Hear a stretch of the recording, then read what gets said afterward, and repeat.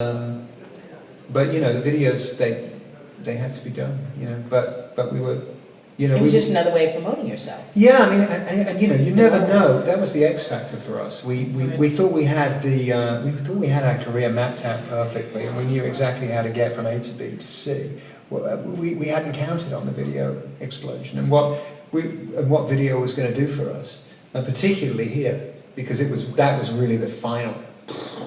You know, we could watch. You know, MTV was being picked up in states. And in those states, we were selling a lot more albums. Right. And also with as you began to tour the world, the reaction, especially when you went to Japan, the massive response that you got there, and you were just floored. Yeah.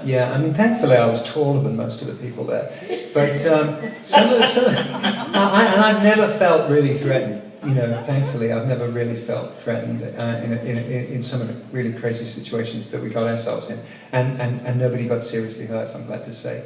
And that's the best thing you can say at the end of a tour. No one got seriously hurt. Yeah, exactly. All right, we've got from Lynn Scher. Hi, Lynn. How are you?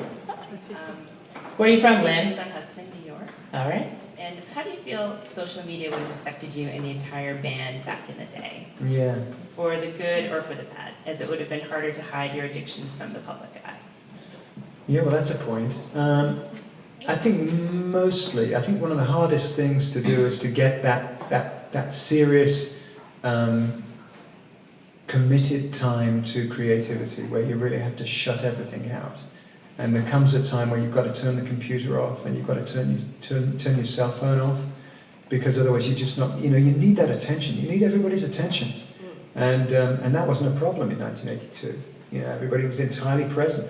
And I think the downside to the technology that we all have with us today is the lack of presence. You know, and how hard it is to get people's attention. I mean, if I take my wife out for dinner, I'm lucky if I can get a few words. She's like, oh, hold on a second. You know, I mean, people are like that all the time. I mean, it's really fun in a situation like yesterday. I was flying up here from LAX. I'm sitting in the terminal. I had 45 minutes to kill, and I'm tweeting back and forth with people all around the world, and that was amazing. Yeah. But you know, you've really got to know when to turn it off, and so I don't know. I'm not very good at turning off. So I probably would have been. Hang on a second. One more tweet. One more tweet. Doctor, one more. Please, one more. You said everybody was very present, and while you were writing these amazing songs, what was the writing process like? Did somebody say, "I've got a phrase or an image or a bit of music"? How did it go around the table? Very rarely, actually. We've got quite an unusual writing process, and which we tend to jam around on ideas. I mean, that's how we usually get our writing sessions started, and everybody's in it together. And we have a blank canvas, and we've never really encouraged anybody kind of coming in with any kind of pre-existing idea for a song. You know, we kind of like to just that creation as it comes together, that it's entirely shared. I think that's a core part of why we're still doing it. You know, because everybody still has ownership of everything that we do. That's not to say that, you know, as a session really gets underway, that, you know, one or two people can't come in. I mean, I remember seeing Save a Prayer, the genesis of that, you know, happened between Nick and Andy. You know, and each song often has a different genesis, and it can be between any combination of the members. But yeah, we've kind of held that back. Oftentimes I've thought, you know, maybe we needed to change that dynamic, but we haven't. And I think maybe that's been a good thing. Now, speaking of the dynamics, though, right from the very beginning, you all said everything will be even among all of us. No one's greater or lesser than the other. Yeah.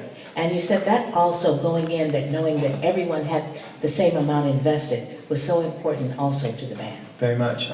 Well, you know, we were coming out of a time in Britain, the late 70s. It was the punk rock revolution, you know, and it was all about gangs. Every band was a gang. You know, it was the complete opposite to, say, the singer-songwriter. You know, where each song was born out of one person's mind, and the musicians were just there to play the notes that the leader was telling them to play.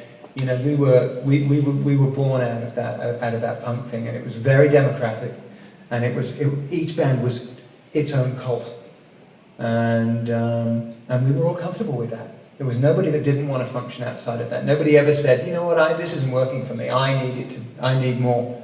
And I think when you really get going, when you're really working, when you're on tour, then I think everybody should get paid equal. We all do an equal amount of interviews. We all promote our products, equally. The merchandise, we've always been a kind of band that's done well with merchandise, and it's always equal. There's a lot of the personalities are very equal within the band. When you've done other projects, has that worked outside of Duran Duran? Yeah, a little bit. Look, we're not the only band that does it. There are a lot of bands that do it, but I've also been party to projects where people have been like timing their contribution within a song. And it can get pretty crazy how people fight over their contributions and what their contributions within a song, should be, and it can get pretty nasty, and that's thankfully. Touch wood around here so far. That's really worked for us. That's great. All right, the doctor, Danielle. Hi, John. I'm Danielle from Memphis, New York. Between social media and your memoir, there is less of John Taylor that is private. How do you keep from revealing too much? I have to keep doing lots of really secretive stuff that nobody knows about. You should have. As he tweets around the world. Yeah. I don't. I guess it's just who I am. I'm just so used to putting myself out there, and it got into the habit of doing it at a very early stage in the band's career. I used to love filling out those stupid forms. Favorite color, favorite this, favorite that, and I guess it's sort of just become, and we're kind of in the oversharing age, aren't we? People are beginning to share. I don't know. I worry about that myself. Is the real answer to that. I'm not exactly sure why I even did this, but you just kind of got to go with the feeling. It felt like, my motivations were right, were honest, and you do it and you put it out there and you hope it can be of some use to somebody. We've been talking about how much fun everything was, Yeah. the 80s. But it turned out to be not quite so much fun after a while. What was the point at which you said to yourself, I'm no longer having a good time? Well, the third album was really difficult to make, and we were traveling all over the world recording it. By the time we got that album finished, we were barely talking to each other, and there was very different ideas about where we should be going and what we'd achieved with that album.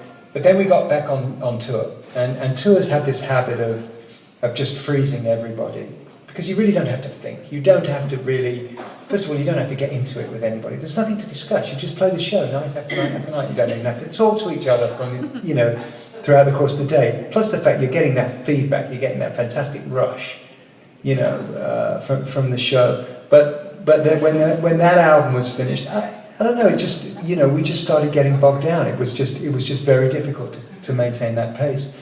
And I had my own demons. I just was, I keep saying I just didn't have the off switch that everybody else had, and even if it was 5 o'clock in the morning and, everybody else was, on their way to bed, I was just getting started. And you do that, you do that night after night after night, and then the shame starts kicking in, and then that compounds it. So it becomes like a vicious circle. But if you're on tour, you're expected to live that life, have that constant fun. Well, that's part of it, but that's the fantasy and the reality, And even now I look back, knowing what I know now, and I'll watch a documentary of the Rolling Stones, for instance. Now I grew up with this idea that that it was all about consumption and like Keith being so bugged up and all of this, and you actually watch these documentaries and you go, this guy's really together. Mm-hmm. It's that's a mythology around him that people have been happy to create around him, that maybe he has even reinforced because it sort of makes sense. Keeps you on the dark Badass. side. Yeah, but clearly it wasn't as much as we were led to believe, and I learned quite quickly that I couldn't play on that level. I like getting high, but I couldn't play. I lost my ability to play, and I discovered that pretty early on. So then it became, I would have to grind through shows and recording sessions, staying straight, because I knew once I started, taking drugs, then that was it. It was all over, that kind of... The joy was starting to slip away. Definitely. And it was also, it became quite competitive within the band as well, because it became a bit of a popularity contest, because we were all pin-ups and we were all getting this attention. And so there was like, who are the biggest cheers for, who's got most fan mail, all of that stuff. And I didn't like that. When I got sober, I went to rehab about 18 years ago, and the first thing they told me was, it wasn't your fault. It's not your fault. It's something. It's your metabolism, and it was such a relief to hear that, because I just felt like, what's wrong with me? Why am I so stupid? That was, and I think there's a lot of people that can relate.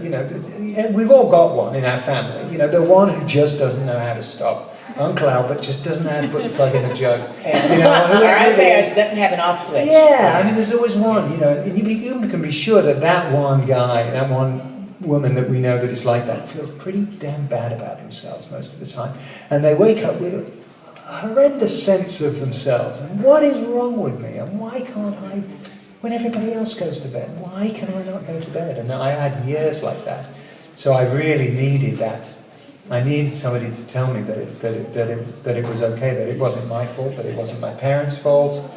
Possibly growing up at the church as you did, it was nice to hear that you weren't a bad person. Yeah, exactly. And I'd actually, funny you bring that into it, because also there's a spiritual element to the book as well, because I really, I kind of started in church. I never really connected with the Catholic Church outside of the music. I never really bought into a lot of those ideas. And yet, at my lowest ebb, I was spiritually bereft. And I started reaching out in my late 20s, trying to find some kind of a spiritual connection. And it wasn't until I got sober that I found that. And that's been really important to me. Once again, we're talking with John Taylor. He's got a new book out, and this is an author confidential on SiriusXM Book Radio. And we're going to have a question on this topic from Jennifer Burke. Hi, John. Hi. Jennifer from Philadelphia. Does it feel liberating to truly reveal your demons? Do you have any regrets about laying it all out there? And what has been the most striking criticism over doing so? Well, no, I don't mind putting it all out there, because I think that's part of the point of the book, is to let people know. I had such a profound experience, in rehab and subsequent to rehab, and I think that and honestly, I don't think society can hear that enough, that there are solutions out there. I think somebody said to me, I got a text from someone who I knew was struggling in her marriage, a great friend of mine actually, and she texted me, she said, I've just read the book, thank you for letting people know that you were not afraid to ask for help. So I think there's a message of hope in the book, and if anybody can pick up on that, that because we're so conditioned to think that what we need are the prizes, that the prizes are the keys to happiness and success, and that has not been my experience. I had to go all the way back to basics, and start building everything again. And was I afraid? I remember, I was a little afraid of putting it down on paper, and I knew that once I was doing it, there was no turning back. But I felt that I needed to have the sunlight that comes at the very end of the book, and that, the enlightenment, and I could have only shown that if I'd have taken the reader down, and shown them a little bit of what was going on and how it was. I think that, Duran Duran, we're the band designed to make you party. That's what Simon says every night. And, you know, we're an upbeat band, you know, we don't write in the minor key, you know. But I think that in part that's why I needed to write this book. Because I never got to write the songs. You know, if I'd have been writing the lyrics along the way, we'd have had very different kinds of songs. You know, maybe I would have exercised some of this stuff along the way, but it's a build-up, and I needed to get it out there. Yeah, so you can stay sane. Allison. There goes the mic. Oh, Allison's at the other end. Allison's at the other end. Yeah. And I won't read your question while it's being passed down to you. Allison's very happy to get it. Go ahead. Hi, I'm Allison from Long Island. Hi. Hi, John. What is it like to play now compared to back in the 80s? What is different?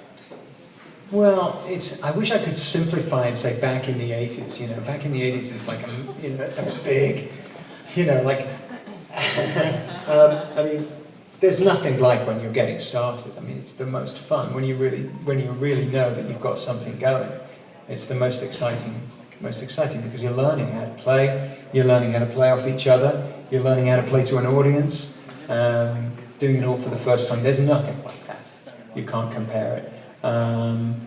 But now I think we have a great time.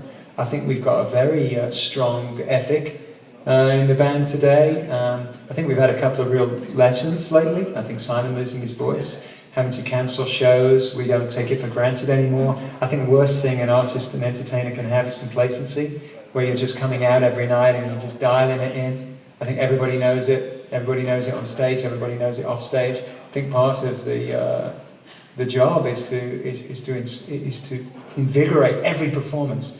You know, give the sense that I love this. I love being here for you, and I love playing these songs. You know, I've come to realize that the songs that people want to hear generally are the songs I enjoy playing the most. And making that connection was really interesting because I used to think, oh God, no, do I have to play Rio again? Yes, I definitely went through a period like that. And I don't feel like that. I don't feel like that about it now. You know, I feel really honored to play those songs. And the songs that people like the most, there's a reason why they like them. What's the one you like? Well, I love playing Rio because it's practically like a bass solo.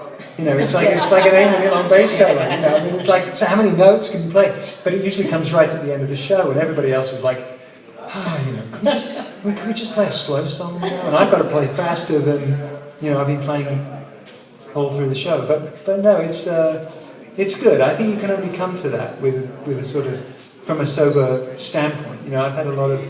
It's been very enlightening for me. You know, because I think we had so much success so early on. It was easy to get complacent, and I definitely did get complacent, and I needed shocking years of that. And he has learned